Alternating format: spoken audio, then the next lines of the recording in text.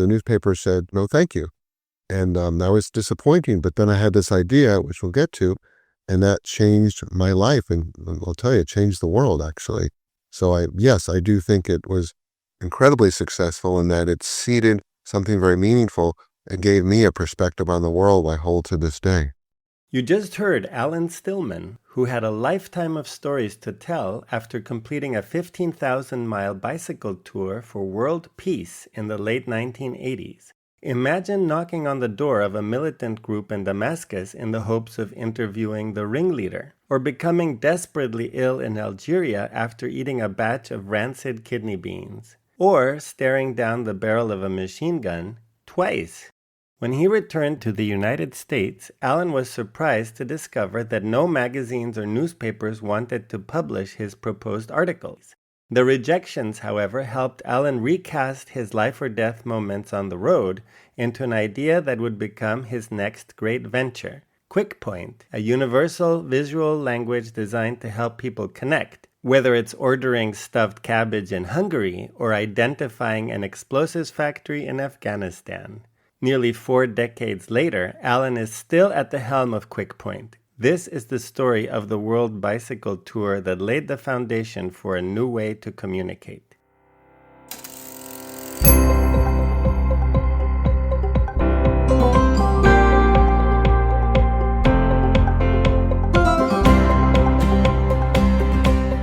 You're listening to The Accidental Bicycle Tours.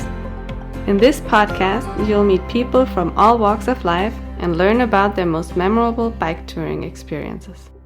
This is your host, Gabriel Aldaz. Hello, cycle touring enthusiasts! Get ready for another wild episode of the Accidental Bicycle Tours podcast. In 1988, today's guest, Alan Stillman, was aiming to cycle around the world. He stayed at a youth hostel in Istanbul, where he met Klaus Annason, the guest on our previous episode, The Biking Viking.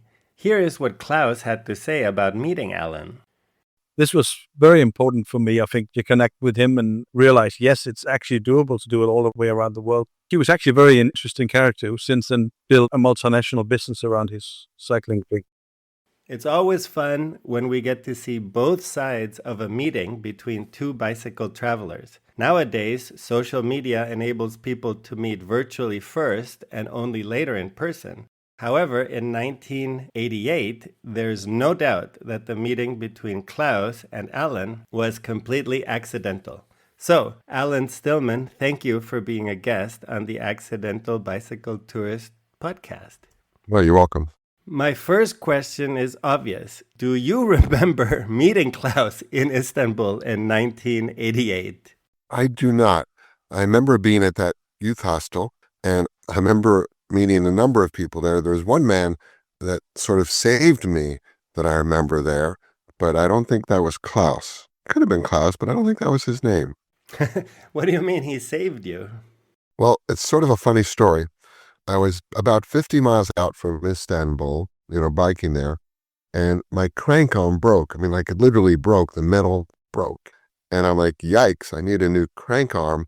I don't know where I can even get one, but I had to pedal on one pedal. I had the cages, not the clip-ons. And I literally had to pedal on one pedal, approximately 50 miles to get to Istanbul on a 100-pound bicycle. That was not easy. At times I had to walk it. But in any case, when I got there, I figured out that I could not get that part in Turkey.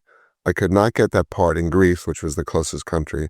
I'd have to go back to like Italy or something to get to the part. And I'm like, holy shit, this isn't good. But before I got to the youth hostel in Istanbul, there was a man from Switzerland who went mountain biking from Switzerland and ended up in Turkey. He met a man from Holland at this youth hostel and decided that he'd rather continue to travel to Turkey by donkey. So he just gave his Swiss mountain bike to this Dutch man, like for free, at the time, probably a $500 bike. Today it would be like a $2,000 bike. The Dutch man got this free bike and he bicycled around Turkey for a while, checked into the youth hostel. Since he got the bike for free, he didn't want to take it back to Holland. So he chained it in the courtyard of the youth hostel. Okay, so that was 2 years before this happened. I now go to this youth hostel. 2 years have passed. I'm checking in and I bumped into this Dutch man who I don't think was named Klaus, but might have been. And this person bumps into me and I say, excuse me. And he looks at me and his first sentence was, would you like to buy a bicycle? And I said, well, what do you mean? And he goes, well, I've got this bike in the courtyard. He takes me in there and it's all rusty, right? It's been outdoors for 2 years, chained in a courtyard, all rusty, all gunky. But I look at it and it's got the right crank arm on it.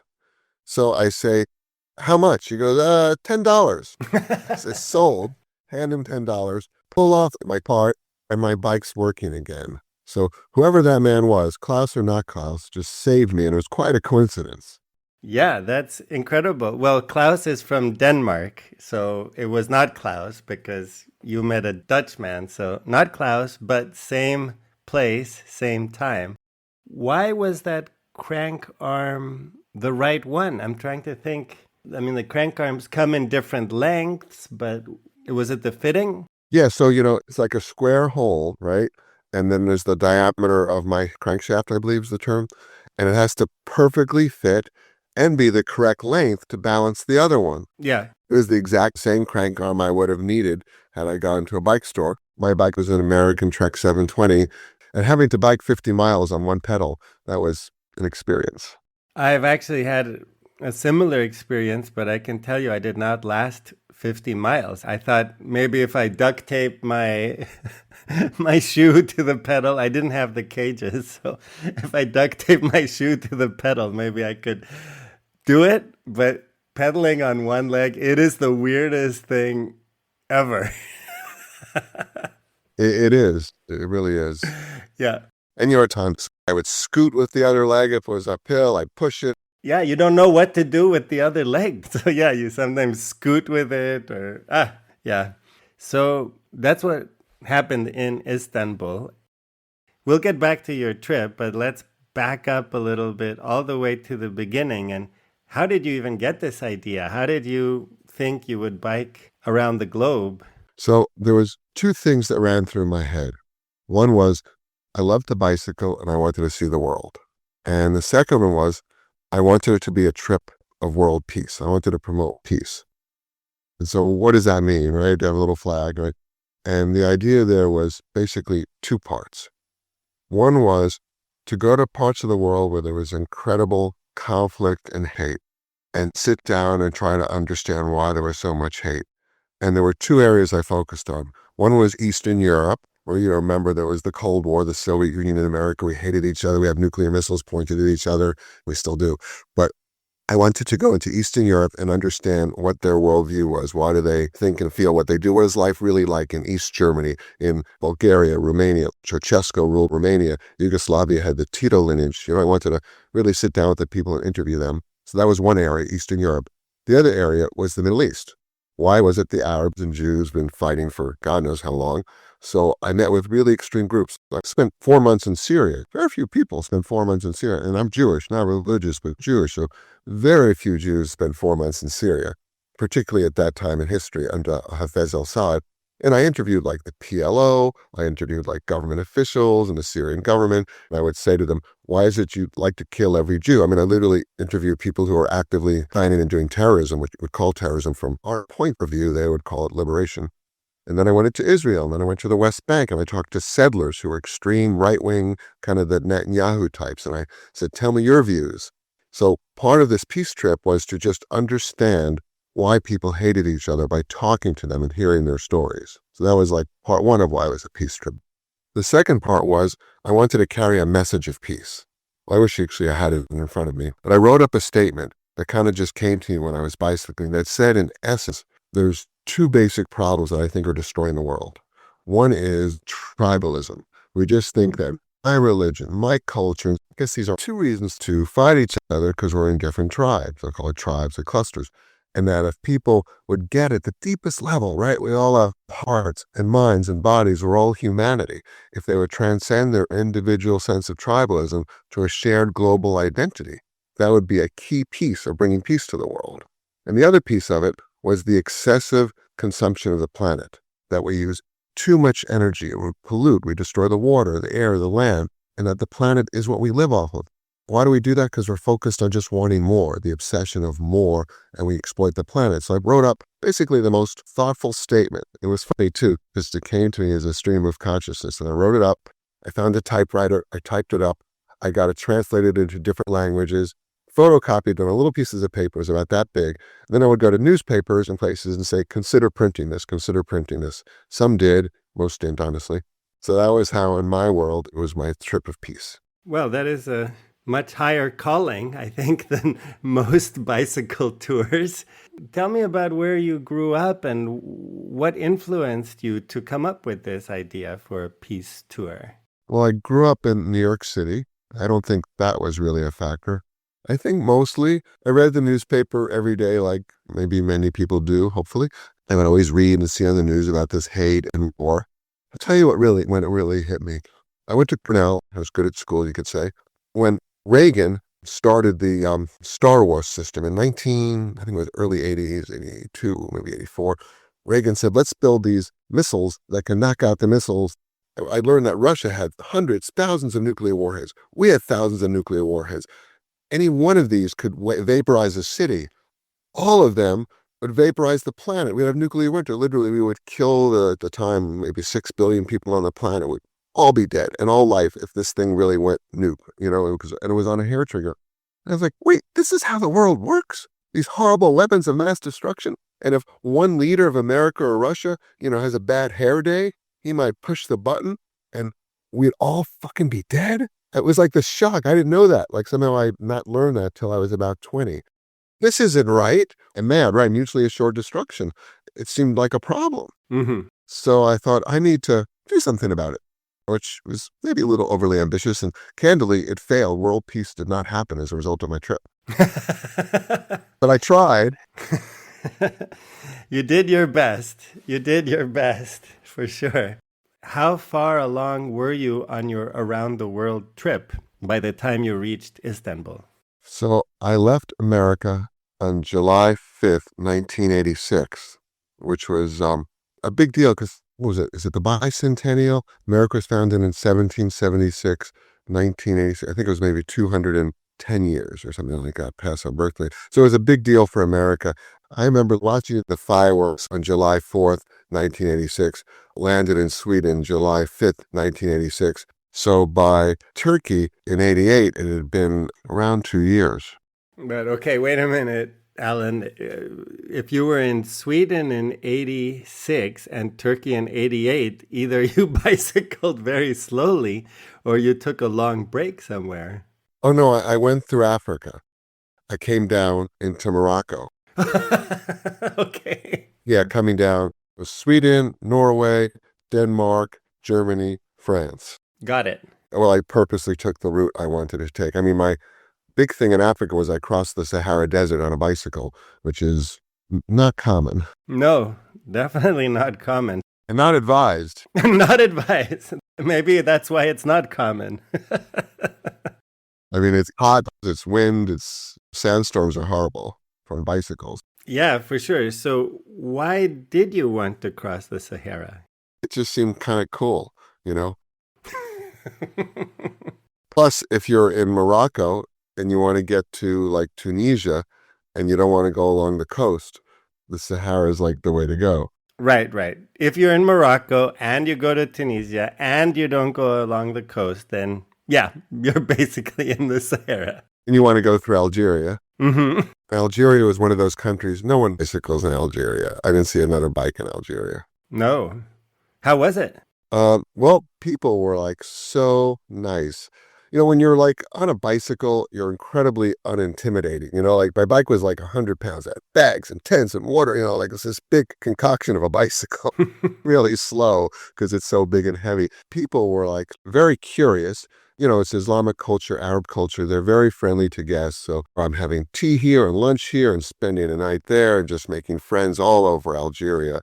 So in terms of the people, it was wonderful, with one exception. Some people threw rocks at me because I was wearing bike shorts, and it's considered immodest, particularly during Ramadan, which is their holy month, to show skin, to show leg skin. I didn't know they'd care about men like shorts and stuff, but they dress head to toe. So a few times I had rocks thrown at me for my partial nudity, if you want to call it that, but I don't think they hit me. It became Ramadan, the Islamic holiday of fasting, and I wasn't going to fast. actually a funny side story. I wanted to experience what fasting was like, but they do it like sunrise to sunset for 30 days. And that wasn't going to work for me. So I decided to do pure fasting. So I went 4 days, 96 hours with nothing but water, bicycling in the Sahara just to see what would happen. And what happened was by day 2, I had lost all hunger, like all hunger, it just went away. But by day 4, I started to feel kind of weak, which makes sense. With no food in the Sahara Desert. It wasn't the smartest idea, honestly. I had a lot of less than smart ideas on my trip. Right? I'm 24. I'm just like, let's see what it's like to fast and bike in the desert.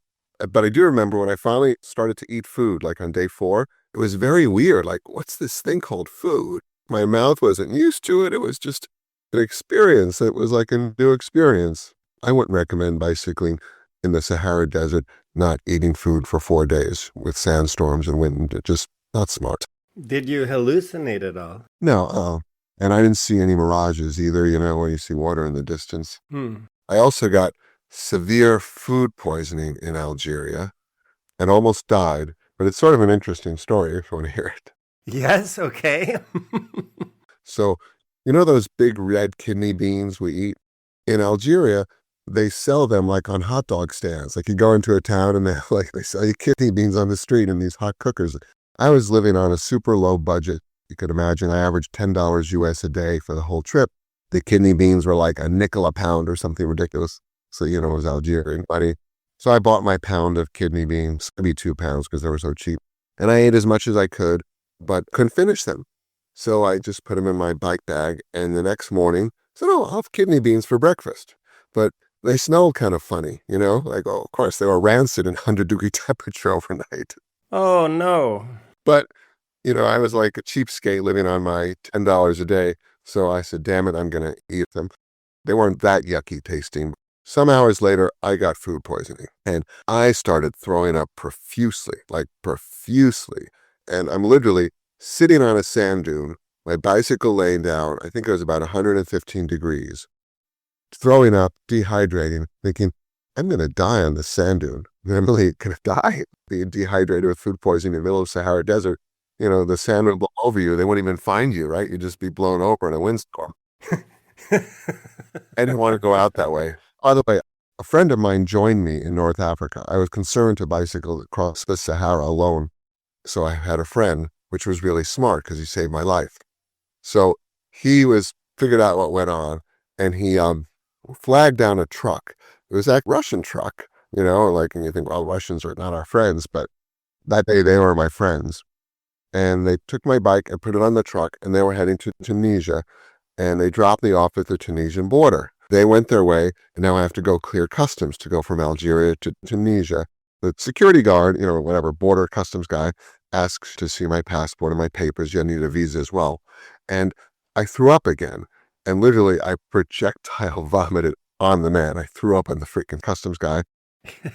Not a good thing to do for a white person dressed inappropriately, like with such a bad set of choices, particularly during Ramadan. Maybe I'm like hungover or something like that. Well, at the time in Algeria, I believe it was 15 years in prison for drinking or possessing alcohol. So I'm about to get arrested, and my friend, who didn't speak any French or any Arabic, was pulling out our little dictionaries and looking for like food and sick and poison. And finally, he was able to convince the guy that it was food poisoning, not alcoholism. And the guy was really pissed, because he has vomit on him. Well, yeah. And he finally just says, get the fuck out of my country. So I cross into Tunisia, and people can tell I'm deathly sick. So they want to take me to a hospital. But this is Tunisia in the Sahara. And the hospital there is a Bedouin desert hospital, some clinic where they're not even going to speak Arabic. They're going to speak like Bedouin dialects. And I'm like, holy shit, I do not want to go to a Bedouin hospital in the middle of the Sahara. It just seemed scary. So I got out of the sun. I found like, they have these awnings. They make buildings out of like corrugated aluminum in some of these developing countries. And there was one where it came out where I could get out of the sun. And I just sat there, and all I could drink was little sips of tea. People came to check me out as I continued to have dry heaves and throw up, but they brought me tea. And after 24 hours, really thinking I was going to die, I was in deep pain, couldn't hold down a glass of water. I'm perspiring, I'm dehydrated. But somehow I lived. And the next day I could bicycle very slowly. I took a week to fully recover, but I lived. Boy, that was probably the closest I've ever come in my life to being pretty convinced I was going to die. That's not a fun experience. The moral of the story is don't eat rotten food in places where you can easily die. Good tips for our listeners. What did your friend think? He stayed your friend this whole time. He had a couple of bites of the beans himself because we bought the beans together. And he said, I don't know, these taste a little bit off. He just had like 1 or 2 bites and got mildly stomach upset, very mild. But I was like, damn it, I'm going to eat it. And he's looking at me like, I think you're doing something pretty stupid. I'm like, hey, I paid 7 cents for these beans, damn it. I'm living on $10 a day. I'm going to eat it. He realized that he didn't want to see his friend die in the Sahara Desert of food poisoning, so he was very supportive. Well, that's a true friend then, Alan. Yeah, saved my life, literally, and kept me out of an Algerian prison. We wouldn't be having this conversation now. Definitely not. That's how life goes sometimes.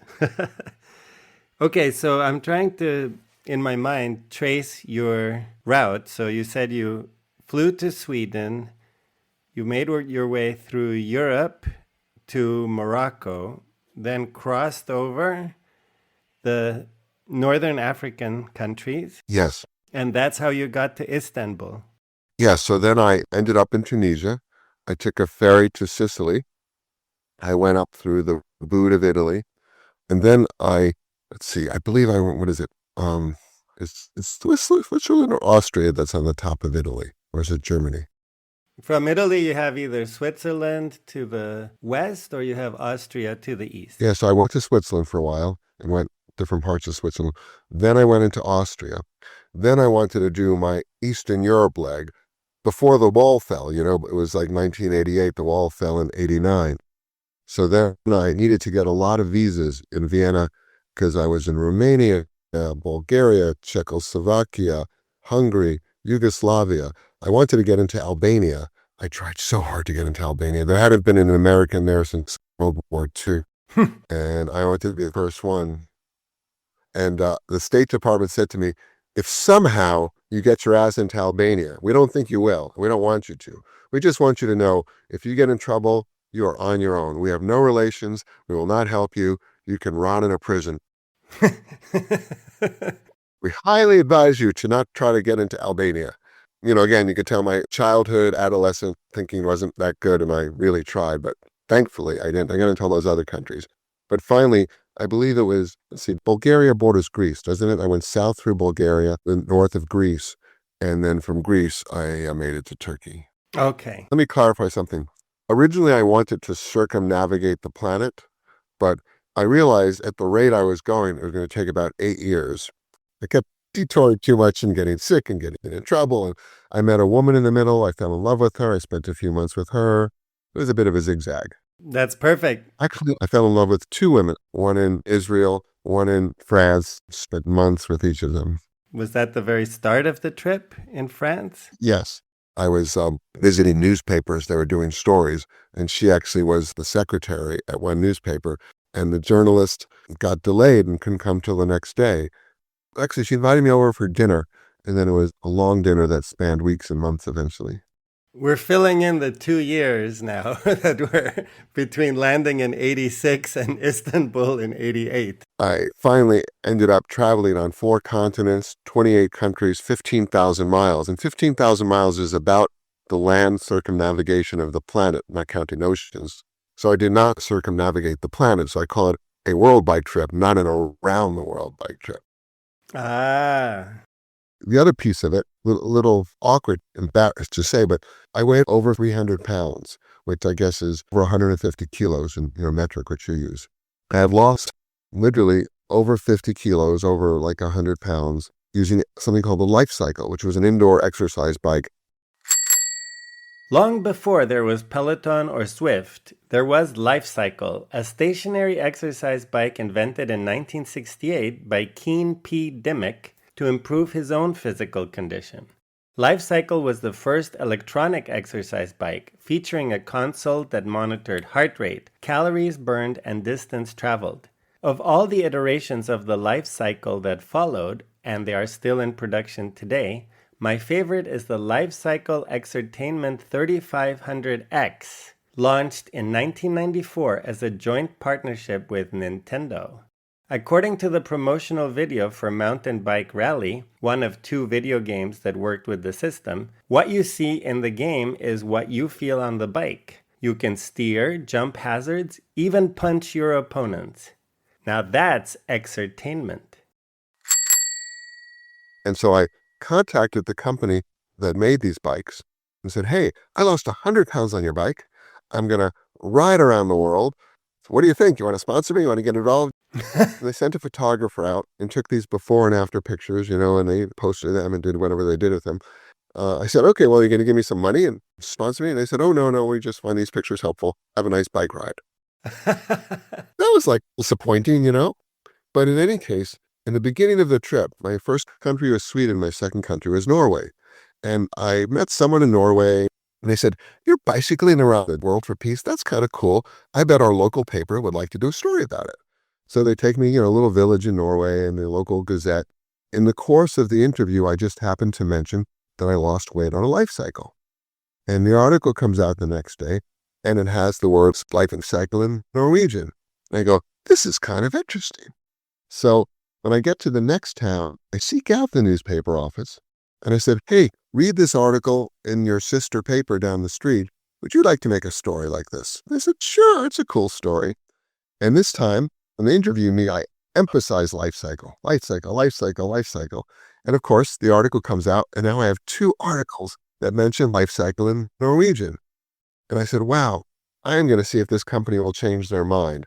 I mail the stuff to their headquarters in California and said, look, I've got your name in 2 newspapers. I can get your name all over the world.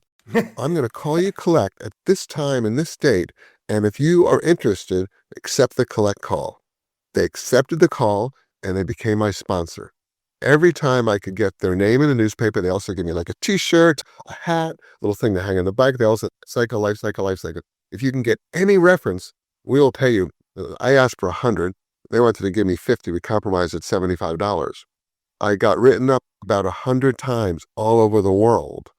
So now I had 2 reasons to talk to newspapers, my little peace statement and take a photo with my life cycle t-shirt. And that paid for, maybe half my trip. And they gave me a life cycle when I came home.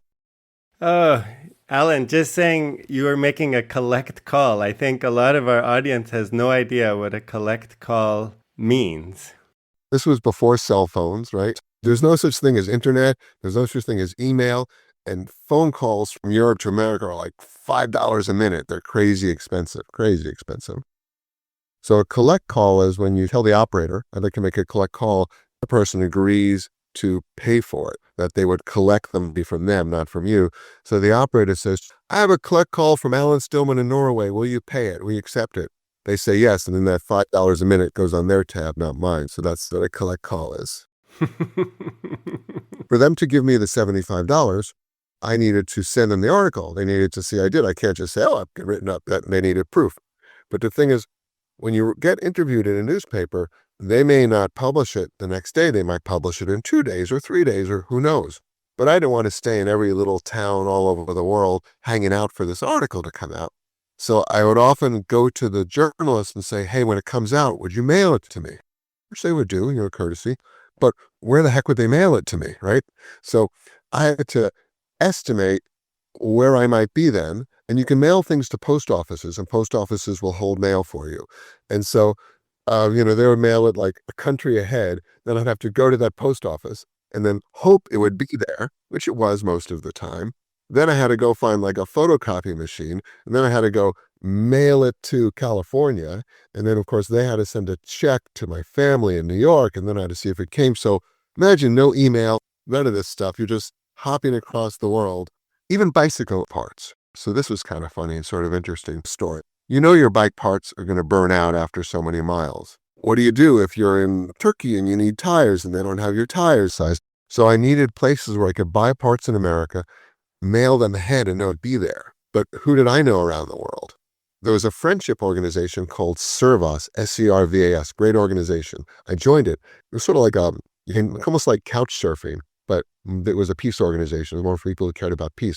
And I would like write people letters and say, hi, you don't know me, but I'm going to be in your country in about a year or so. Can I mail you some parts to keep in your house? And they would write back and say yes. I would mail them along the road and say, I think I'll be there then, but respond back to me, not here, but in that country, because I hope you're in town. And it was like letters across the world just to make sure I got my damn tires. Logistics were, you can't imagine how much more challenging they were with no tech to communicate.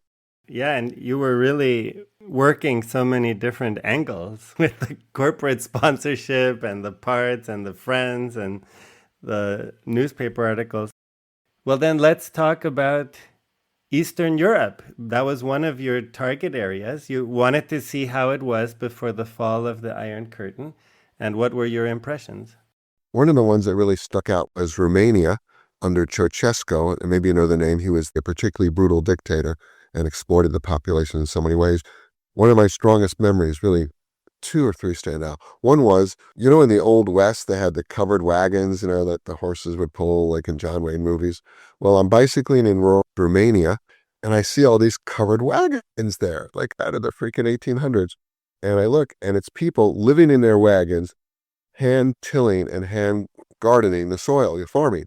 Turned out that they had tractors, right? But Ceausescu took all the crude oil that Romania had. I think at the time it was like the biggest producer in Europe, and he exported it for the hard dollars. So there was no gasoline to run the tractors. So these people had to sit there and use farming techniques from the 1800s because they didn't have fossil fuel, because he wanted the money for his own wealth. So that was one thing that was pretty scary, concerning. Second was, they only had one TV channel. It was like the Ceausescu TV channel. It was like, Ceausescu's opening a factory. He's cutting a ribbon. He's making him as a great grand leader. Well, I went to one of his rallies, and I learned that all the people that were there cheering him on had to be there. Were told to get out of their houses and line up and cheer. There wasn't that many there. There was maybe like 100 or 200, but they were really clever with the camera angles. And they would play games. So if you were watching it on TV, you would think 10,000 people were there. Very manipulative. So he was really not the best man. And then my other experience was, I wanted to interview students to hear their views on the politics and stuff. So I went to a university, I think it was in Craiova. I met some students. They took me into their room and they said they would talk with me. And then I found out it was illegal for students to talk to foreigners, like literally illegal. But they were talking to me anyway, and I was kind of foolish, so I didn't care that it was illegal.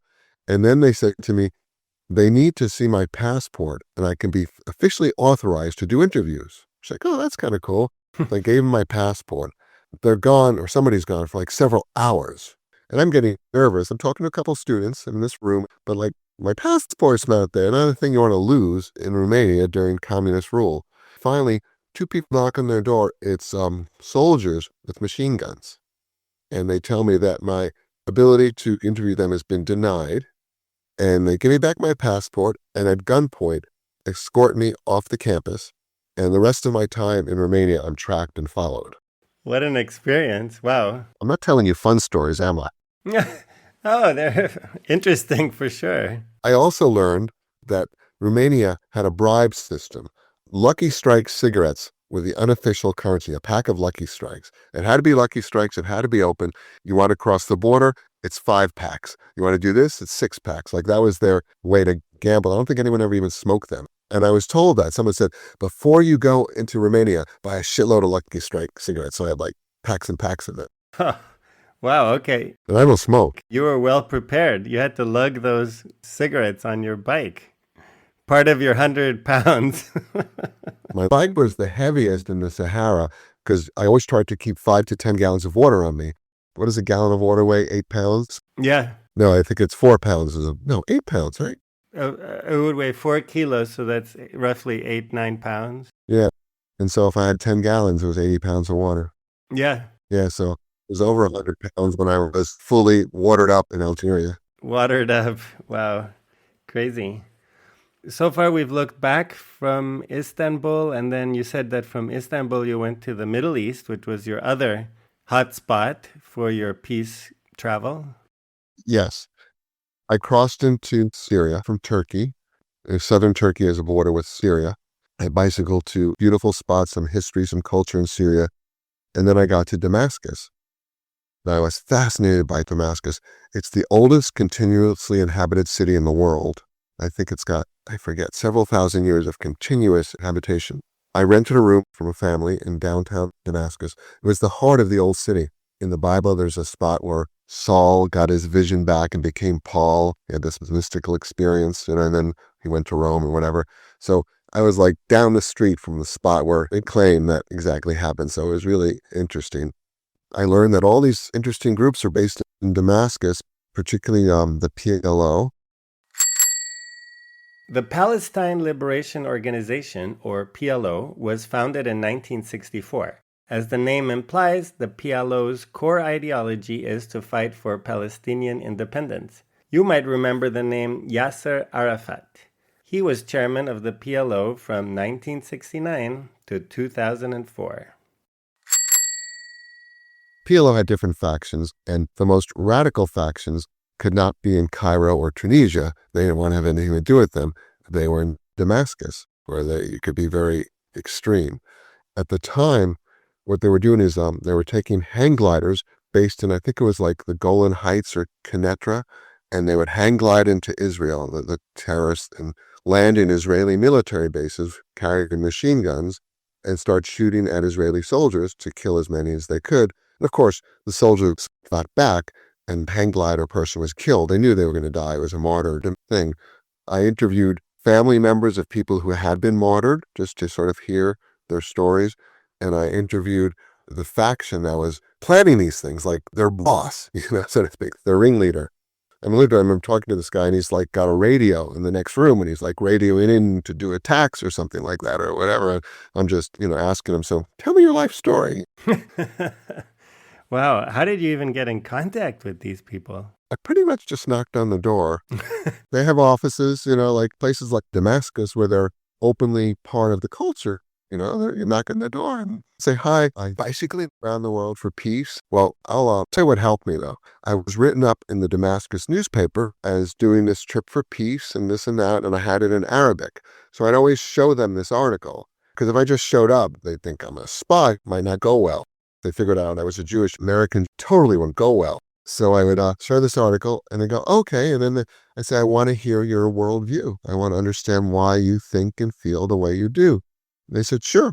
I remember listening to one of the PLO leaders for like a solid hour. He spoke reasonable English and told me his whole life story, how he went from a 6-year-old living in Israel. Well, it was before Israel got its independence in May 1948. When it was a colony, he lived in Palestine, and he started telling me the story of one day. He called them Zionist aggressors. They surrounded a school, and they marched him over the Jordan River, and he told me everything from age 6 to here he's now in his 50s running a unit of the PLO. And so it was fascinating just to hear how someone went that. And honestly, when you hear his story, it's very heartfelt. He wasn't a 6-year-old who just wanted to kill every Jew in the world. He was a 6-year-old that wanted to finger paint and play games. Mm-hmm. And a bunch of things happened to shape that man, that he was now telling people to take hang gliders and kill people, but there was a lot of stories. So it was fascinating. He was missing his hand. He had a stump, and he told me how his hand got shot off in a battle with the Israelis. You hear this guy and you want to cry with him and hug him because you hear what happened to this little innocent 6-year-old that he's now a guerrilla fighter. But I'll tell you, I think what was rare is I just listened. I wasn't trying to tell him he was right or he was wrong. I just said, tell me your story. And I think he was happy to have an American really listen deeply. Yeah, and it's not a point of view that is often heard in American media. It's very easy to portray Palestinians as terrorists, in the movies or in the media. So that's a different side of it, somebody who is shaped by these unfortunate incidents in their lives. But that's not what they set out to do, as you said. He went through a bunch of events through history, the different wars, right? The 56, the 67, the Yom Kippur War, 6-Day War, and he explained how each thing happened. People he knew died. He joined PLO, blah, blah, blah. I'll tell you another thing, a little bit interrelated to this, I think you'll find interesting. So after I left Damascus, I was bicycling to Jordan. I think I was near the Lebanese border, and a truck pulls up, and 3 guys get out with machine guns, and they point them at me. At first I think, well, they're soldiers, but they had no insignia. They were just in, normal fatigues. And I realized these are not soldiers. These are terrorists. This is some faction of the PLO. There were so many different groups at that time in history. And they asked for my passport. And I think, holy shit, if you show them a U.S. passport and they figure out that your name is Jewish, you will be a hostage or killed. It just won't go well. I spoke French at the time because I lived with that woman in France for a few months. I learned some French. And my not so good French. Yeah, pays to fall in love with an only French-speaking woman. And my not so good French was a little better than their not so good French. So they thought I was French. I start speaking to them in French, and rather than pull out my passport, I pull out that same article in Arabic in the Damascus newspaper, which says I'm on a peace trip, trying to understand the Syrian world and the Syrian culture. So they see the article, they put their guns down, they stop asking me for my passport, and they're like calm, like, okay, you're okay, and they said, you can go. So I get back on my bike, they get back in the truck, and then they start to follow me. Now imagine, my bike's about 100 pounds, it's a gravel road, I'm biking maybe 10 miles an hour. And they're just right behind me, 20 feet behind me, driving the truck 10 miles an hour. And I'm thinking to myself, they're still considering what to do. Maybe they're radioing their headquarters, like, do we pick them up anyway? What do we think? What do we believe? And I'm like, I could still end up being kidnapped and be a hostage. I didn't want that at all. I thought the best way, I remember when I heard this, to not get kidnapped or killed is to be in a public space. Because if there's witnesses, they're less likely to abduct you because there's witnesses. So I see this kind of like a truck stop, falafel stand on the side of the road. I think, pull in there. There's lots of people there. Maybe that will protect you. So I pull in. They pull in. They get out of the truck and they brandish their machine guns again. They don't point them at me. They point them at the restaurant owner. Oh, geez. They point at the restaurant owner with 3 machine guns. And they say that we'd like some food. We don't want to pay. Feed him too. He shouldn't pay either. And they sit down at one table. I sit down at another table. I remember actually it was like those, it was like hummus and those little falafels. So it was actually a good meal. I get my falafel meal. They get their meal. And I realized I wanted them to leave first. And normally I was on a bicycle. I was a fast eater. But I ate so slow. I was like, let's have a bite. Let's rest a minute or two till they were completely done. And then they got up. They pointed their guns at the owner and said, remember, it's on the house for him too. And they got back in their truck and they drove off. I was alive, and I always want to say a hell of a way to get a free lunch.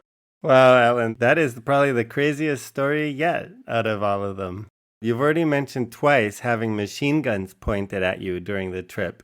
I hope that was it? I think so, yeah. I think those are the only ones. I mean, I saw them all over the place. In terms of like being directly pointed at me, like, yeah, that only happened twice, but it was 5 machine guns in total, 2 in Romania, 3 in Syria. Wow. I want to figure out how the rest of your trip went on the map. So you were in the Middle East. You definitely got to see firsthand how it is. And then where did you go from there? I went into Syria. I went into Jordan, spent quite a bit of time in Syria and Jordan. And then from Jordan, this is sort of an interesting aside, I wanted to go into Israel. And there's a famous bridge called the Alan Bridge. It goes from Jordan to Israel. When I got to the bridge, they wouldn't let me cross. My tires were really bald. I knew I had a new set of tires in Jerusalem, and I was 50 miles away from Amman, the capital of Jordan. But I couldn't cross, and so instead I had to go bicycle to the southern tip of Jordan, which I think it's called Aqaba, the southern port of Jordan. Yeah, Aqaba. I had to take a ferry to the Sinai in Egypt, and then I had a bicycle cross the Sinai. I think it was called the Taba crossing into Eilat, the southern tip of Israel, and then bicycle through like around the Dead Sea. I think that was the West Bank to Jerusalem. Long story short, what would have been a 50-mile thing from Amman to Jerusalem became a 500-mile route because of all this detouring. And my tires were completely bald. And when I was not far from the Dead Sea, my tires, not only did I get a flat, but the actual tire split, like the rubber split, like a big hole in the rubber, Mm-hmm. Yikes. I didn't know what the hell to do. I took every single thing in my bicycle and I kind of dumped it out looking, is there a solution here? I had like a bunch of tooth floss, which is a very strong thread, and I had bits of rubber from my patch kit. And then of course I had the glue that you use to, was it rubber cement that you use to patch tires? And then I also had a lot of chewing gum. And so I made this concoction of like chewing gum, bits of rubber, glue, and tooth floss, and a needle, and I threaded up the tire so it like held like a big lump. It worked. It held the air. It held the air. And I went with this lumpy tire during the Intifada. I lumped on to Jerusalem, made it to Jerusalem. And then as I was entering, there was an uprising going on there, like the Dome of the Rock. They always have these uprisings there, and the mosque. And so I got tear gassed, literally walking into Jerusalem. And I now know what it's like to be tear gassed, which is not fun. But I made it to Jerusalem. Wow, that was a real MacGyver moment to put together this tire again with chewing gum, literally. Yeah. It was like, I hope this holds. But it did. Wow. You said that in Israel is where you met the second woman. Yes. So I met the second woman and we fell in love. I started living with her. I think we lived together for 2 months. And we went through 3 ideas. One was, go live on a kibbutz together. And we were thinking about that. The second was, let's let her bicycle with me. And I was going to continue into Egypt. And then I wanted to go down into Sudan and Yemen. And from Yemen, I was going to take a ferry to Oman. And I was going to go around the Gulf. And eventually try to end up in Pakistan. Then continue east into India. And then eventually go into Nepal. And I wanted to cross the Himalayas and go into China. So I had this like elaborate plan. But mind you, I'm now 2.5 years. And at this pace, what I described would have been years more. So this woman seriously thinks about getting a bike and doing this trip, but she's not a cyclist. The idea of bicycling across Sudan and Yemen, and there's wars going on and famines, it was concerning to her. And instead she said, why don't you just come with me back to Michigan? She lived in Michigan, and we'll just like make a life in Michigan together. And I really loved her. I said, okay. So we flew to Michigan and I lived with her and her mother for a while. It was outside of Detroit, one of the suburbs. And then we didn't get along so well after a few months. It was kind of, we were both, it was like an infatuation kind of affair. So then I left her and I got back on my bike and I bicycled up into Canada. And then I crossed the southern edge of Canada, like Ontario, Montreal, like around that. Came back in, I believe it was through New York, like around the Niagara Falls area. And then bicycled back down through New York. And then eventually ended up back in DC where I started. And that's when my trip ended. About 28 months, 15,000 miles. You said there was zigzagging, and that was an unexpected twist. Yeah, total zigzag. I guess that would be, you got Europe, you got a bit of Asia, you got Africa, and you got North America. And I thought about when I was in Michigan, I said, why don't you get back on a plane and go to Egypt and Sudan? And then I also learned that bicycling alone in Sudan wasn't the smartest idea either, and having almost died a few times, other places like that kind of got me thinking I wanted to live. Yeah. Looking back on it now, how would you characterize your trip? And do you feel it was successful in any or all of the ways you had hoped it would be? It was such amazing stories that you've shared. Now looking back on it 40 years later, what do you think? So I thought I was going to write articles. I had these experiences, how many American Jews interviewed the PLO, right? So I started querying like Jewish journals and newspapers. No one had much interest. Back then I was like handwriting letters, probably weren't the best query letters. I didn't know what I was doing. The newspaper said, no, thank you. And that was disappointing. But then I had this idea, which we'll get to, and that changed my life. And I'll tell you, it changed the world actually. So I do think it was incredibly successful in that it seeded something very meaningful and gave me a perspective on the world I hold to this day. That's the perfect intro then to hear about your business. Klaus mentioned a little bit about it, but let's hear how it even came about during your trip. When I was in France with this woman I met, I was going to be heading into Hungary later in the trip.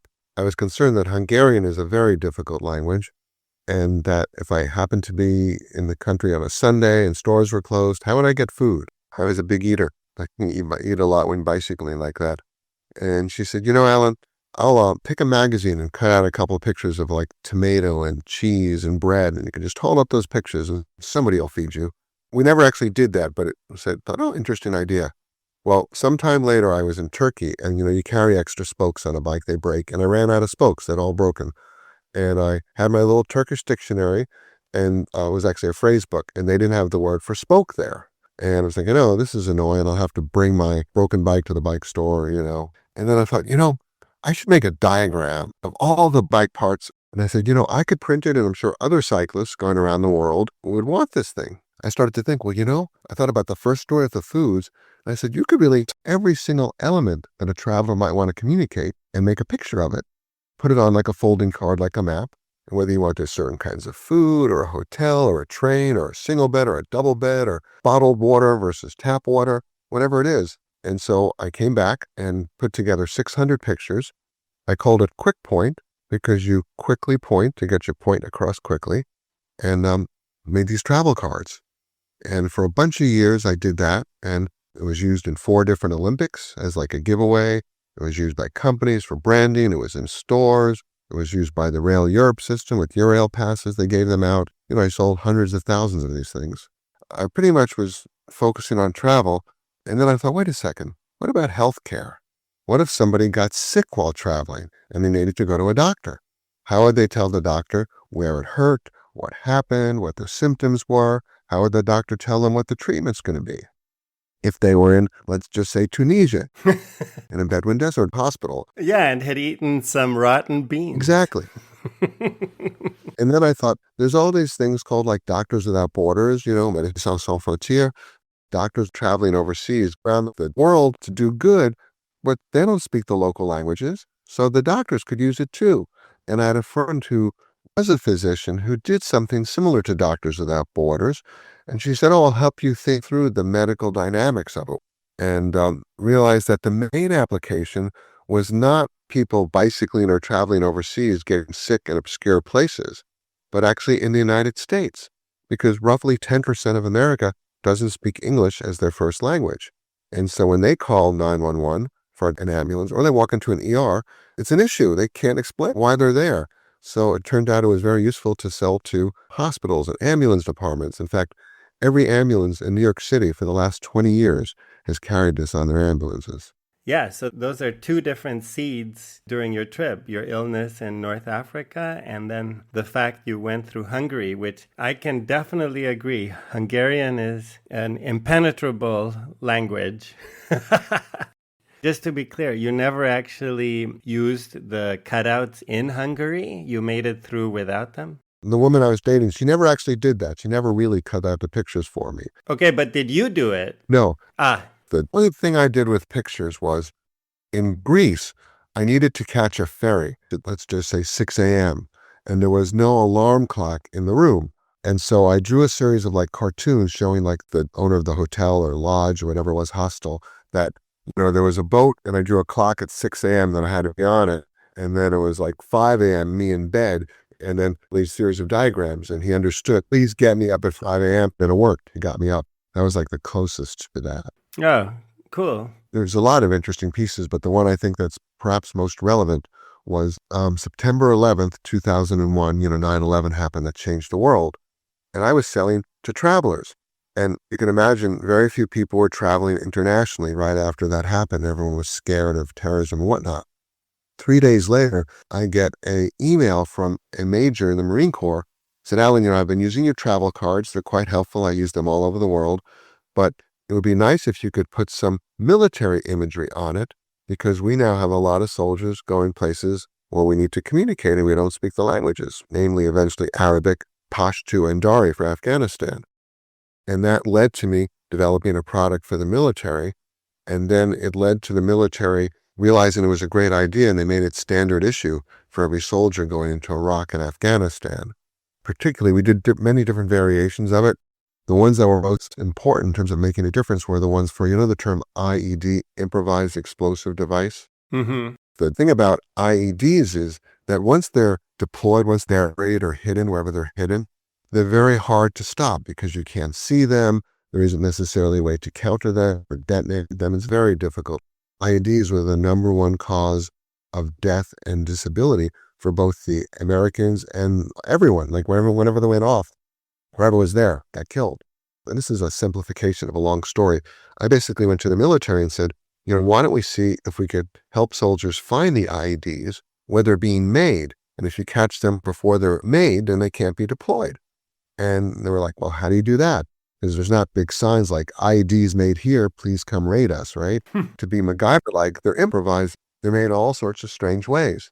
And I said, well, what if I design a card that has all the telltale signs of a possible IED being made? For example, often the thing that sets off the triggers is bicycle springs from seats. The springs we have under our seats sometimes, particularly like, more classic leather seats. Yeah. So they would use these springs to help make the bombs. And then sometimes they would use pens, like big pens, they would hollow them out, and they would use that to help do a detonator. And then there were certain kinds of smells in these places where they're making it, because certain smells of the chemicals. And so there was a whole bunch of indicators. So if you walk into what's supposed to be a warehouse or a garage or a shed, you see a pile of bicycle seat springs and a bunch of big pens, and it has kind of a lemon, fishy smell in the room. You just found a bomb factory. In the early stages, we found 500 IEDs in a basement, I think it was in Iraq. And they were like, holy crap. So they then gave these materials to every soldier in Iraq and Afghanistan. And we found thousands of IED components all over these areas, which led to thousands of IEDs never being made, deployed, or harming people. Wow, that's incredible. It's amazing that bicycle seats played a role in this. I had no idea. Yeah, it was like, go figure, because it was an easy place to get springs. And, when you think about it, compression, you think of like a classic booby trap, right? You step on it, the spring hits a trigger, boom. Mm-hmm. There was actually more than 200 different indicators of IED fabrication. And we literally took every single one of them and put them in a card and organized it so that you could either ask a local, have you seen this? Because a lot of the locals were friendly to our troops. Or you could just look for these things as you looked in buildings. And so these cards that you did, the quick point cards, they're always laminated and weatherproof and can be folded out and has all these graphics. Yeah, if you're curious, it's quick point, KWIK point.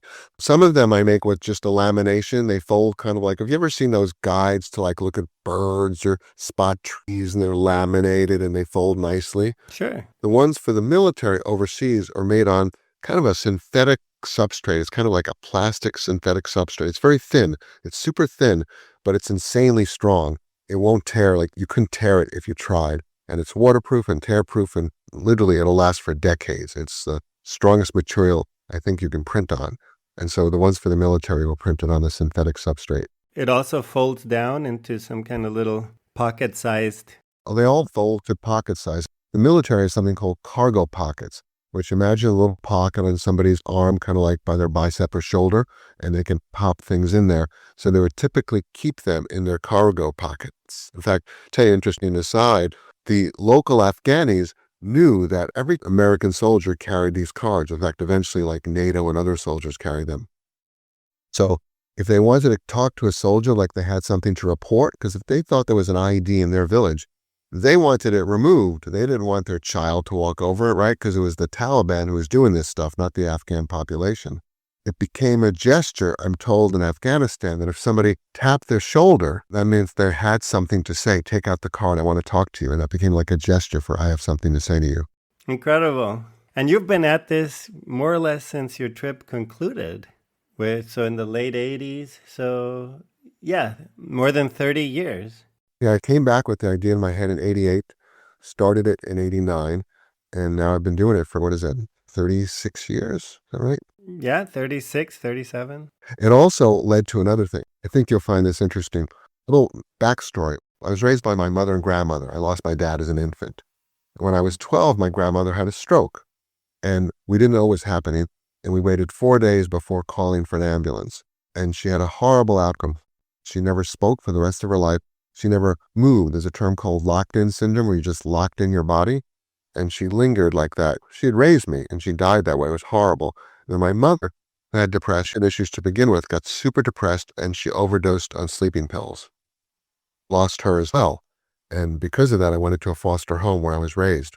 And then as an adult, I realized that strokes are treatable, but they're only treatable in the hospital. If you can get there within the first few hours, after that, the treatment doesn't work.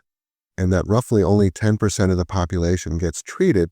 And the reason is they don't know what to look for strokes, and they don't know how to remember them. When I thought about it, it was kind of like the IEDs. The soldiers didn't know what to look for, like bicycle springs, and they couldn't remember everything because there were many things to remember. And I said, I could design a card to teach people how to spot strokes and to remember to spot strokes.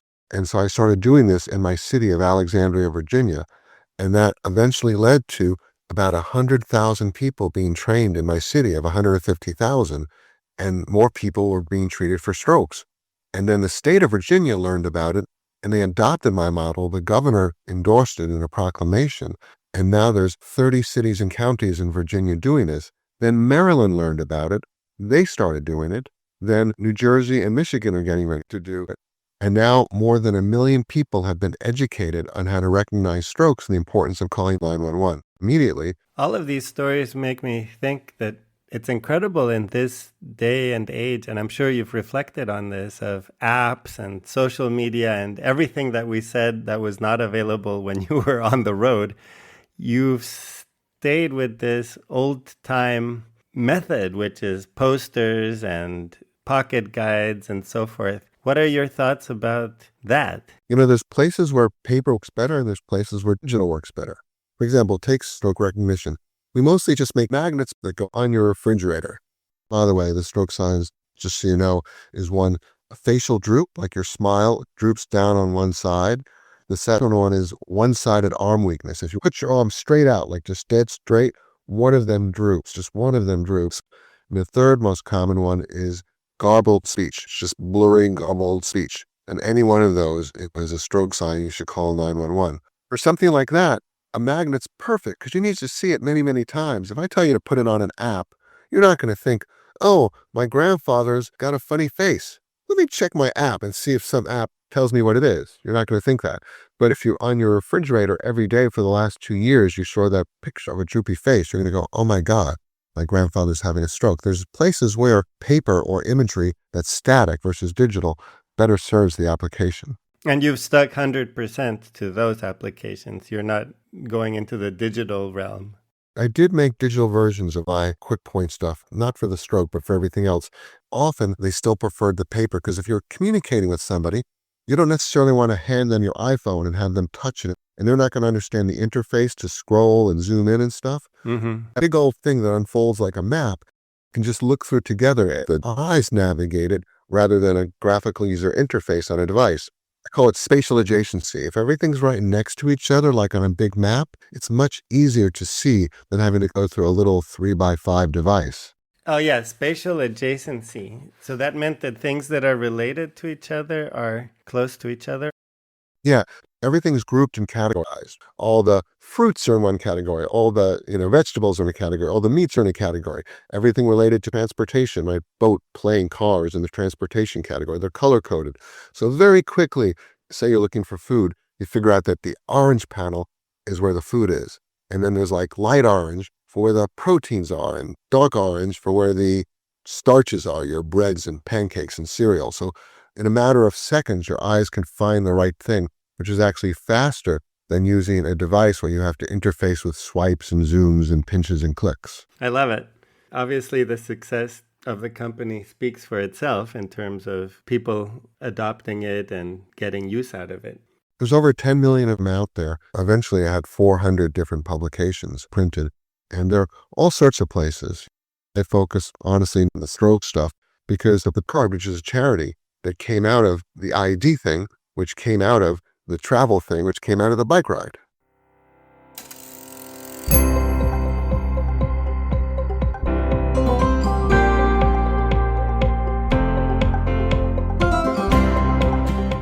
The transcript for this episode is available on the Accidental Bicycle Tours website. I welcome feedback and suggestions for this and other episodes. You'll find a link to all contact information in the show notes. If you would like to rate or review the show, you can do that on your favorite podcast platform. You can also follow the podcast on Instagram. Thank you to Anna Lindenmeyer for the cover artwork and to Timothy Shurtell for the original music. This podcast would not be possible without continuous support from my wife, Sandra. And thank you so much for listening. I hope the episode will inspire you to get out and see where the road leads you. What do you think would be a good title? I don't know. about pictures for world peace? Yeah, something like that. Maybe something, peddling and pictures alliterates well. But yeah, let's both think about it.